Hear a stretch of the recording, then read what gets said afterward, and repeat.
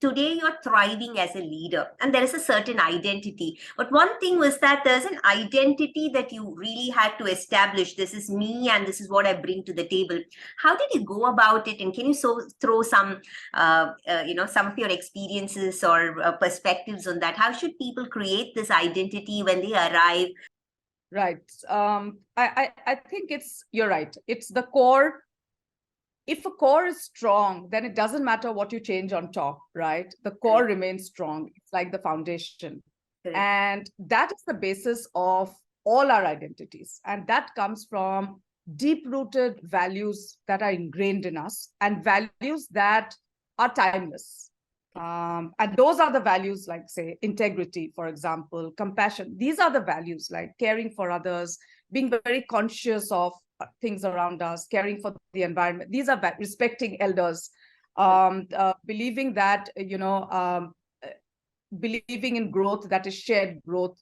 All of these are values which you don't articulate them as values, but over time you realize they come from that core. That comes from, again, caring for others, like I said, that deep sense of attentiveness, kindness, etc. However, you're right. Over time, the identity has to mold because our roles keep changing.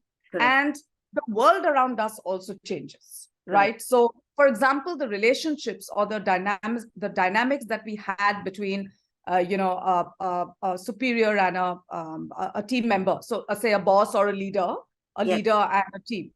That has changed today. Earlier, perhaps it was a little more of hierarchy, a little more of holding yourself back. The leader is always right. The senior is always right. Today, it's being very open. It's being open to feedback, to criticism, etc. So that identity of therefore caring for others, again, the values that I spoke about will manifest itself in different ways as we grow, right? Correct. I think it's important as an individual to always question ourselves on what would we like to stand for or what do we stand for? And if we are able to answer that ourselves, that no matter what happens around me, I want to be seen as an XYZ. So for example, my answer is always kindness. I've always felt whatever happens around me, if I'm seen as somebody who is a kind person, I feel that I've done my job. And that is an identity. Having said that, today's identities are a lot about our work.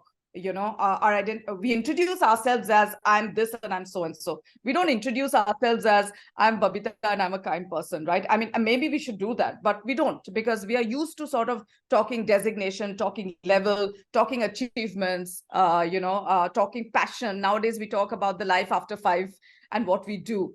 But so long as we are very conscious of the fact that all of this is actually being driven by these set of values, which are at the core, like the foundation, I feel that identity is stitched together. You'll have the thread that is a glue that will always sort of tie things together.